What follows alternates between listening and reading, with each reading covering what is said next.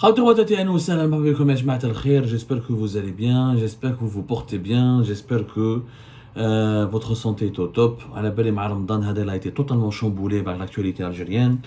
L'annonce d'une élection présidentielle anticipée qui sera organisée le 7 septembre 2024 en Algérie a fait basculer donc, le quotidien des Algériennes et des Algériens dans une nouvelle dans un nouveau contexte politique, socio-économique aussi, parce que tout contexte, tout événement politique a un impact socio-économique très important. Et la situation est devenue hyper compliquée, voire inquiétante et dangereuse. Parce que nous le voyons bien, nous avons rebasculé, ce qui nous craignons d'ailleurs pour cette année 2024, nous craignons une crise politique similaire à celle de 2019. Nous sommes en train de rebasculer dans une nouvelle crise politique qui n'est pas similaire encore.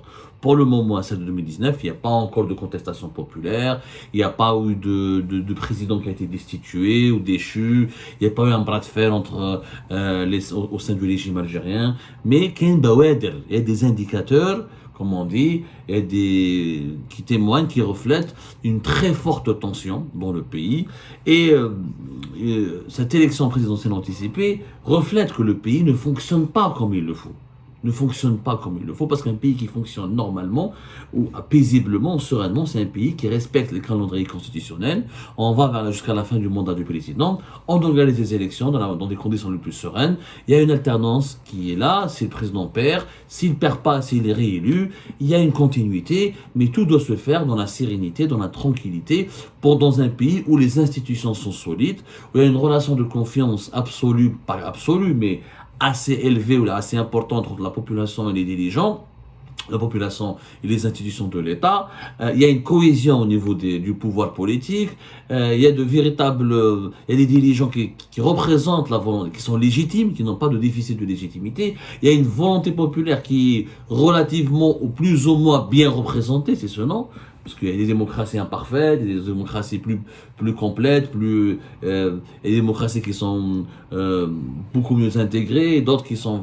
Il y a des pays qui ont une culture démocratique mais qui ne sont pas encore des démocraties, ou là quand on est une dictature, on a un système totalitaire, la donne change naturellement. Nous sommes dans une crise. Nous sommes dans une crise parce que la légitimité du pouvoir elle est reposée. La précipitation dans la prise de décision du pouvoir algérien traduit une certaine panique et une peur profonde de ne pas pouvoir rester aux commandes du pays, la crainte d'une explosion sociale et de la contestation populaire, la crainte d'une influence malsaine des menaces extérieures sur les affaires internes du pays et surtout la crainte absolue d'une déstabilisation socio-économique du pays à cause de cette déstabilisation politique. Et maintenant, il faut expliquer aux Algériens et aux Algériens qu'est-ce qui s'est passé. Le report dans les élections présidentielles n'est pas une idée qui est tombée du ciel. C'était pas le 21 mars, voilà, un beau matin, on a décidé de réunir le président du Conseil de la Nation, le président du Parlement, le président de la Cour constitutionnelle, le Premier ministre, le ministre de l'Intérieur, le chef d'état-major de l'armée, son directeur de cabinet, le président de l'autorité nationale de l'organisation des élections, pour leur dire, voilà, j'ai décidé, voilà, j'ai eu l'idée ce soir en s'endormant, dès que je me suis réveillé, j'ai eu un éclair de génie, je dois organiser une élection présidentielle anticipée. Non. C'est un cheminement. Comment on en est arrivé là? Comment le régime a été poussé à organiser une élection présidentielle anticipée? Comme le mois de février, au départ, le régime voulait annuler les élections présidentielles 2024 et les reporter à l'année prochaine, à 2025.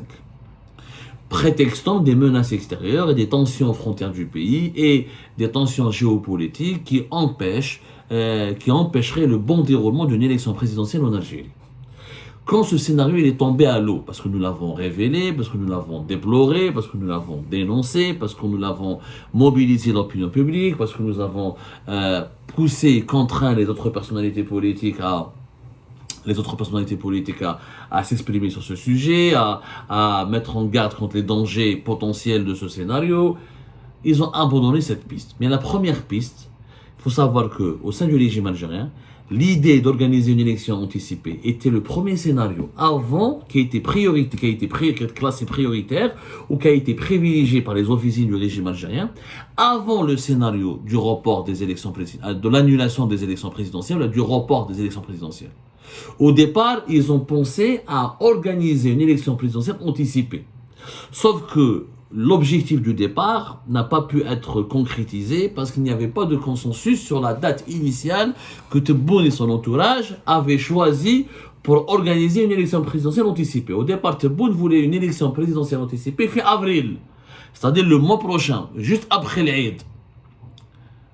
C'était ça son idée, l'idée, elle a commencé vers le dernier trimestre de l'année 2023. Depuis octobre, à partir d'octobre 2023, Tebboune et son entourage ont élaboré une stratégie, ont élaboré un scénario qui devait permettre au pays d'organiser une élection présidentielle vers avril 2024, parce qu'Abdelmajid Tebboune voulait revenir vers le calendrier d'avril, et il voulait l'organiser le plus rapidement possible pour empêcher les adversaires les plus sérieux de monter des dossiers, pour monter des dossiers solides et de se présenter aux élections présidentielles. Donc il allait casser la concurrence, il allait empêcher ses adversaires de participer à cette élection, parce que du jour au lendemain, tu leur dis, allez, dans 3 mois, une élection présidentielle anticipée. Les partis politiques de l'opposition ne se sont pas structurés, il faut ramener des signatures, il faut trouver des financements, il faut monter des équipes de campagne, il faut faire du lobbying, il faut trouver des militants, il faut mobiliser la base militante. Donc, ça, c'est un travail qui doit se faire au moins 6 mois.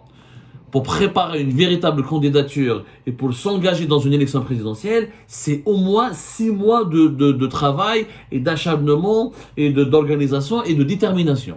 Donc Tebboune voulait prendre tout le monde de court, disant voilà, on doit revenir au calendrier d'avril, il y a des menaces, il y a des problèmes, on ne peut pas attendre la fin d'année, et il vaut mieux, son objectif initial c'était d'organiser les élections fin avril. Mais comme dans ses pourparlers avec Saïd Chenghriha, le patron de l'armée, il lui a dit, écoute, c'est pas possible. Il lui a pas dit non. Saïd Chenghriha, parce qu'on va parler de Saïd Chenghriha plus tard. On est en train de recouper certaines informations pour parler de la personnalité de Saïd Chenghriha et de son rôle et de sa place et de son positionnement actuel très problématique pour l'avenir du pays, son positionnement actuel dans le calcul, dans les prises de décision d'Abdelmajid Tebboune par rapport aux élections présidentielles de 2024. Saïd Chenghriha m'a dit non, c'est impossible, brutalement. On ne peut pas, monsieur le président. D'abord, il y a le ramadan qui se termine donc pratiquement 10 ou la 11 avril. Ce sera la deuxième semaine d'avril, ce sera l'Aïd. Juste après avril, après l'Aïd, ça va être compliqué de l'organiser. On ne peut pas faire une campagne électorale pendant Ramadan. Le pays sera totalement paralysé. En plus, lui, il n'était pas prêt. En tant que chef de l'armée, il lui a demandé du temps. Je dois absolument veiller sur l'unité des troupes, garantir la cohésion de l'institution, éviter qu'il y ait des querelles, éviter mater une éventuelle rébellion ou des voix contestataires qui peuvent s'élever pour dire non au deuxième mandat. Et lui, il a dit, on a besoin de temps, on ne peut pas. L'organiser en avril, ce n'est pas possible. Et ça peut créer des problèmes, des polémiques, ça peut créer des tensions au niveau de la communauté internationale qui vont se poser des questions. Et organiser une élection présidentielle de 6 mois avant la fin du calendrier, avant la fin du mandat d'Abdelmajid Tebboune, c'était un pari très risqué. Et d'ailleurs, Abdelmajid Tebboune, je t'ai rajouté comme information, il voulait annoncer l'organisation de cette élection présidentielle anticipée en décembre 2023. Rappelez-vous, le 19 décembre 2023, il devait convoquer, il devait tenir un discours devant les 2 chambres du Parlement. Il y a le Conseil de la Nation, le Sénat, l'équivalent du Sénat, et le Parlement. Ça a été reporté au 25 décembre 2023. Pourquoi? Parce que, pendant cette période-là, il n'y avait pas, Abdelmajid Tebboune n'avait pas obtenu le soutien des services de renseignement et de l'armée. Et même des membres de son entourage, lui dit c'est pas possible avril. Avril, ça sera pas possible. Mais lui, il voulait en décembre, le 19 décembre 2023, il voulait créer la surprise en annonçant devant les parlementaires, dans un discours retransmis en direct, et il voulait dire au peuple algérien, préparez-vous, on doit revenir au calendrier d'avril. Lui, il allait prétexter selon les arguments qui étaient préparés, pour ne pas susciter des dysfonctionnements au niveau du pays. Il faut que le nouveau président prépare la loi de finances, 2025. Il faut que le pays organiser une élection en décembre vers la fin d'année, ça peut perturber le fonctionnement de l'État, ça empêchera certaines lois d'être édictées, certaines lois d'être éditées plutôt, ou la promulgation de certains textes réglementaires. Ouais, il voulait donc organiser en avril pour revenir à la tradition de l'État algérien depuis le début du mandat de Abdelaziz Bouteflika en 99, des élections au printemps, avec le début d'un nouveau mandat présidentiel juste au début du printemps, et au milieu du printemps, pour avoir le temps nécessaire ensuite d'asseoir sa politique et d'asseoir que le nouveau président, que le président en exercice puisse asseoir son pouvoir rapidement sur l'ensemble des institutions de l'État. Même chez Etlouche, ni l'armée, ni les services de renseignement, même plusieurs membres de son entourage, ils ont estimé qu'en avril, c'était impossible, juste après le ramadan, avec une campagne pendant le ramadan, ça allait provoquer au ramadan, avec la cherté de la vie, l'inflation, la détresse sociale, économique, ça aurait pu provoquer une équipe, les Algériens n'ont même pas de quoi terminer les fins de mois, la paralysie, à cause de la paralysie, la panne économique et sociale du pays. Toi, tu leur fais une campagne électorale pendant le ramadan, c'était très risqué.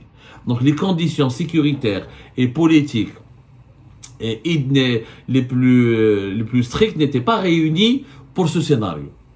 C'est pour ça qu'il a reporté son discours du 19 décembre au 25 décembre 2023. Il a changé d'orientation. Il a annulé cette décision-là d'organiser ou d'annoncer le report des élections présidentielles. D'ailleurs, ce jour-là, comme par hasard, le discours n'était pas en direct. En direct pour éviter une erreur. Le pouvoir algérien, son entourage, comme l'armée, comme les services de sécurité, les services de renseignement notamment, avaient peur que Tebboune glisse, se trompe, ou il laisse échapper une pensée, ou une déclaration, ou un propos qui allait être mal interprété, en relançant l'idée des élections présidentielles anticipées pour avril. Déjà, c'est le mois de décembre, début de l'année, quand on a commencé début de l'année de 2024, c'est là l'idée Tebboune a abandonné le projet d'une élection présidentielle anticipée pour miser sur un autre scénario qui est le report tout court des élections présidentielles. En déclarant l'état de siège, l'état d'urgence, pour une période de 3 mois jusqu'à 6 mois, il voulait organiser des élections présidentielles au milieu de l'année 2025. Vers début de l'année 2025. Ou le Ramadan de 2025. Il y avait plusieurs propositions qui circulaient. Quelqu'un qui disait en février 2025, quelqu'un qui disait avant le Ramadan, juste après le Ramadan, avril, parce que le Ramadan avance, début avril 2025.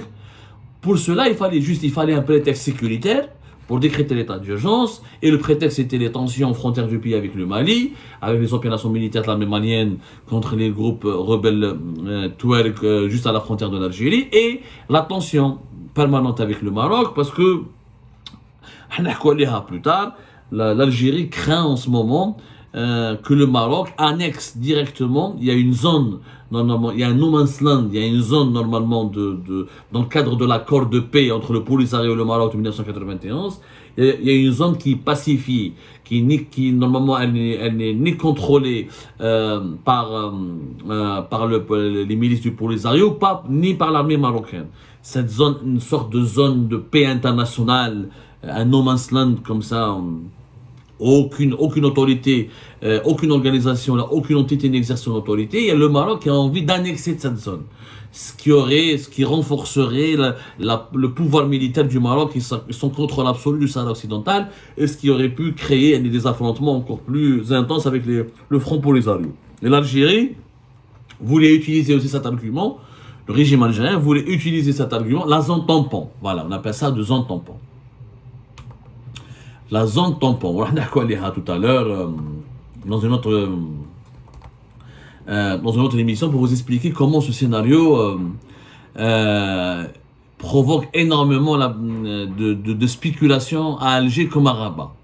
C'est-à-dire la zone tampon, normalement, aucune manœuvre militaire ne devait avoir, aucune manœuvre militaire ne doit avoir lieu. Voilà, c'est pas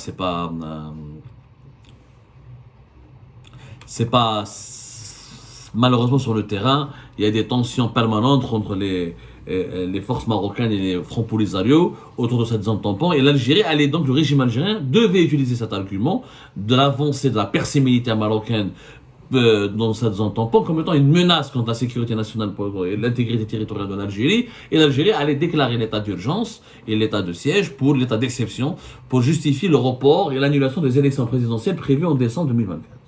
Mais ce scénario te fraîche, parce que nous l'avons révélé. Quand nous l'avons révélé, il y a eu les médias internationaux nous ont suivis, que ce soit les médias arabophones ou les médias ou la francophone. La classe politique, elle a été désemparée. Tout finalement, l'entourage de Tebboune, même chez Ngriha, que ce soit l'état-major de l'armée ou le quartier général de la présidence, pas les présidentielles de Mouradia, ils ont vu que ce scénario a créé une véritable panique au sein de la population et qu'il risque de créer des problèmes avec les partenaires étrangers du pays, avec les puissances étrangères.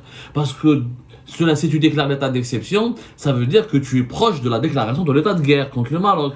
Donc ça va contraindre les États-Unis d'Amérique à se positionner en faveur contre l'Algérie ou en faveur du Maroc. Ça va pousser les monarchies du Golfe à renforcer leur soutien militaire et financier au Maroc. Parce que là, l'Algérie va être perçue comme étant le pays qui se prépare à faire la guerre directement contre le Maroc. Déclarer l'état d'urgence et l'état d'exception à cause de ce qui se passe dans le Sahara occidental, cela signifie clairement que nous sommes dans une situation quasiment de déclaration de guerre contre le Maroc. Vu que c'est un scénario très dangereux, qui pourrait faire basculer toute la région du Maghreb dans une phase de tension totalement incontrôlable, et les révélations que nous avons faites, et leur médiatisation, et leur impact sur l'opinion publique nationale et internationale, et là, Abdelmajid Tebboune et son entourage ont été mis sous pression. Leur deuxième scénario est tombé à l'eau. Donc ils ne peuvent pas reporter les élections. Ils ne peuvent pas utiliser le prétexte. C'est pour ça que le 27 février, ils ont réagi avec beaucoup de violence et de virulence parce qu'on a touché un point. On a mis le doigt, ou là, on a mis la main, on a mis le doigt là sur la véritable. On a remué le couteau dans la plaie. Et on a mis le doigt là où ça fait mal. Allez sur leur combine pour essayer de reporter ou d'éloigner le maximum possible l'échéance électorale. Toujours, leur but, leur obsession, c'est d'organiser les élections dans un contexte de contrôle absolu. Quand tu déclares l'état d'urgence, il n'y a pas de manifestation, rien n'est toléré. Le risque, quand tu parles de risque d'une guerre avec le voisin marocain, tu fais peur à la population. Donc les opposants, ils peuvent pas relancer le Hirak, les gens ne peuvent pas faire de grève, on peut pas organiser des activités d'opposition politique quand son pays se dit qu'il risque potentiellement d'entrer en guerre contre le Maroc. Même chez Telhamch. Le chef oublié, c'était très dangereux, surtout que l'ambassade des États-Unis, les États-Unis d'Amérique ont changé d'ambassadeur, ils vont ramener un ambassadeur qui est beaucoup plus dur que l'actuelle ambassadrice et qui a lui-même travaillé spécialement et qui est un grand connaisseur du dossier algéro-marocain. Chef oublié, la Russie ne s'intéresse plus à l'Algérie, parce que le régime algérien fait des calculs, il croit que si je déclare l'état d'urgence, quand la guerre commence réellement, et s'il y a des escarmouches avec l'armée marocaine, à ce moment-là, les Israéliens vont soutenir le Maroc, et ça va s'embraser, les Émiratis vont soutenir le Maroc. Avec le Mali, on a de gros problèmes, où les Maliens ils risquent il y a un embrasement général. C'était des tensions militaires concrètes, visibles et perceptibles entre l'Algérie et le Maroc pourraient embraser toute la région du Maghreb et du Sahel. Avec les mauvaises relations que nous avons avec le Mali et le soutien militaire russe aux Maliens et le soutien et l'éloignement, la prise de distance entre Moscou et Alger, le régime algérien, il a peur d'un scénario où il est totalement isolé, entouré d'ennemis, donc il ne pourra pas supporter l'effort d'une guerre. Surtout que ce scénario ne fait pas consensus. La population algérienne, vous savez, les décideurs algériens, ils ont des rapports. On appelle des bulletins de renseignement quotidiens, ils ont des notes de conjoncture, ils ont des synthèses. Ils essayent de comprendre ce que ressent la population algérienne chaque jour. Et le scénario d'une guerre contre le Maroc ne fait pas l'unanimité. Aucun Algérien n'a envie de faire la guerre. Comme aucun Marocain n'a envie de faire la guerre. Les Algériens, ils ont envie de se nourrir correctement, ils ont envie de se loger correctement, de se soigner correctement. Ils ont déjà vécu la guerre civile des années 90, ils veulent la paix, ils veulent la prospérité. Ils cherchent la prospérité, ils cherchent pas la guerre. Donc, le scénario d'une guerre pourrait fragiliser plus dangereusement le régime algérien. Ou que j'avoue les révélations Tana, on les a mis dans nos révélations les ont encore fragilisées davantage parce que ça a jeté le discrédit sur leur scénario et ça a fait fuiter leur manœuvre dangereuse. Donc ils ont abandonné cette idée. Au cours du mois de mars, ils ont travaillé en urgence ils sont revenus vers le scénario initial qui est le retour vers des élections présidentielles anticipées. Comme ce n'était pas possible de les faire en avril, la Tebboune a opté avec ses conseillers, ils ont fait un scénario d'urgence, c'était septembre.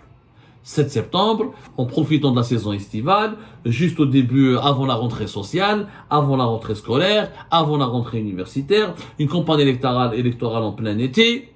S'il y a nécessité, ils vont voir, Abdelmajid Tebboune ne va pas déclarer son intention de briguer un deuxième mandat jusqu'au mois de mai, peut-être même jusqu'au milieu du mois de mai. Il va tarder, il va prendre beaucoup de son temps pour plonger, pour faire douter ses opposants, pour empêcher que toute personnalité crédible, solide de présenter son dossier de candidature, parce que tous les autres opposants, même parmi les personnalités qui sont les anciens classiques du système, là, les anciens, genre la Mamara, Benflis,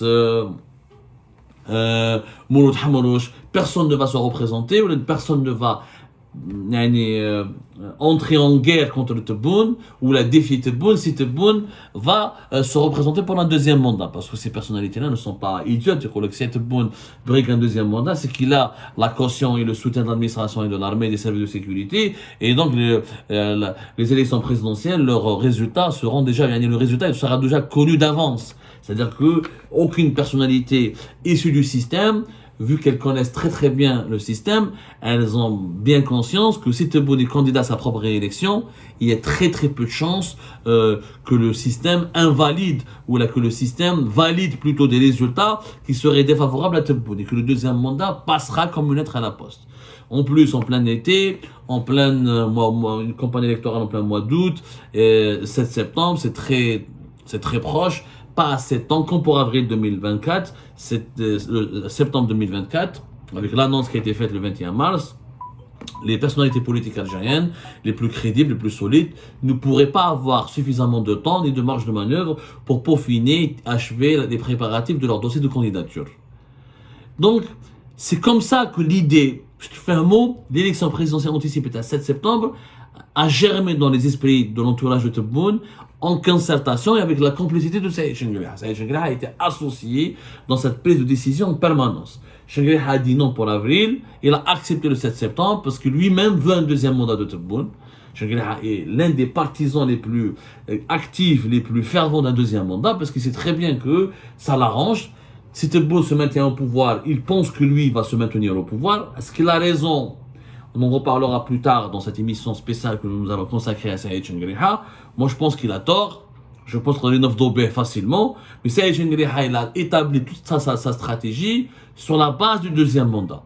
Et même au plus haut sommet de l'État, au plus haut sommet du pouvoir algérien plutôt, parce que je parle plus de pouvoir que d'État, parce qu'on a l'État, c'est des institutions, le pouvoir, c'est un groupe de personnes et de lobbies. Au plus haut sommet du pouvoir algérien, il n'y a pas de volonté de changer Abdelmajid Tebboune. On estime que le contexte international actuel, le contexte géopolitique, les tensions qui sont à nos frontières, les crises extérieures, l'insécurité mondiale qui s'aggrave depuis la guerre en Ukraine et depuis le début de la guerre à Gaza, n'est pas un contexte favorable pour une transition. Même si cette transition pourrait être pacifique en Algérie, il vaut mieux ne pas toucher au haut commandement actuel jusqu'à ce que on puisse trouver un contexte plus apaisant pour une transition politique, pour une nouvelle alternance, pour une véritable alternance au niveau du pouvoir présidentiel. Donc il n'y a pas de conviction profonde. Ceci dit, il n'y a pas de consensus aussi sur la modalité du deuxième mandat d'Abdelmajid Tebboune. Saïd Chengueria le veut à tout prix, mais dans son entourage, ça ne veut pas dire qu'il doit être exécuté et réalisé à n'importe quel prix, ou là, sans qu'il y ait quelques changements. Et malheureusement, en ce moment, l'armée n'est pas très politisée. On reviendra là-dessus, comment l'armée a été hyper fragilisée, affaiblie politiquement. Mais au sein des services de renseignement, comme au sein de l'armée, il y a aussi des voix, il y a aussi des courants qui sont totalement opposés au deuxième mandat de Tebboune, mais c'est des courants qui n'ont pas de solution à proposer non plus. Ils n'ont pas envie de l'éjecter. Ils disent que si Tebboune ne fait pas de deuxième mandat, ça veut dire que c'est l'armée qui l'a éjecté, ça va discréditer, ça va affaiblir le régime, et ça pourrait peut-être, au moins toujours ils ont peur de l'explosion de la colère populaire. Et ils ont envie de faire une transition, mais entre eux. Ils n'ont pas envie qu'une transition soit dictée, comme en 2019, par un mouvement de contestation populaire d'une grande ampleur comme celui du Hirak. Voilà leur obsession aussi. C'est que les changements doivent être dictés par une feuille de route tracée par les courants, par les composants du régime. Il ne faut pas qu'il y ait une pression externe qui doit leur dicter la nécessité ou l'obligation de procéder à des changements.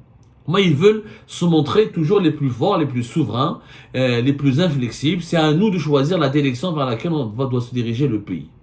Ni les pressions externes, ni les pressions. Ils sont prêts naturellement, ils sont davantage prêts à composer avec la pression externe, celle qui sera exercée éventuellement par les puissances étrangères ou par les partenaires étrangers du pays, mais ils refuseront toujours de composer avec la pression interne. Parce que pour eux, tout mouvement de contestation populaire sera associé au mouvement islamiste, au mouvement islamiste radical qui voudra déboulonner le régime dans son intégralité et instaurer un nouveau régime basé des idées fanatiques de l'islamisme le plus archaïque. C'est comme ça, Ejma'a, que c'est dans ce contexte-là, c'est exactement comme ça, que le projet d'une élection présidentielle anticipée et prévue le 7 septembre a pu voir le jour au plus haut sommet du pouvoir algérien.